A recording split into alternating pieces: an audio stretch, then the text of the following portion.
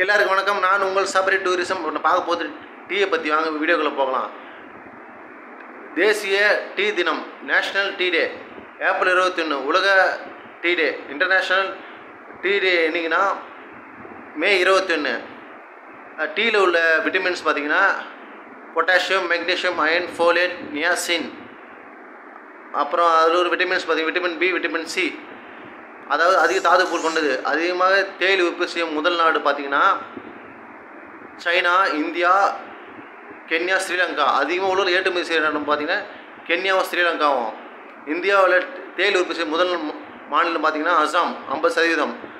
அதிக உற்பத்தி செய்யும் தென்னிந்திய மாநிலம் பார்த்திங்கன்னா தமிழ்நாட்டில் பார்த்திங்கன்னா நீலகிரி, கோத்தகிரி, குன்னூர், திண்டுக்கல், கொடைக்கானல், தேனி, தென்காசி, கன்னியாகுமரி, திருநெல்வேலியில் மாஞ்சோலை ஆகிய இடத்துல தேயிலை பயிரிடுறாங்க. கேரளா அதிகமாக தேயிலை பயிரிடுறாங்க.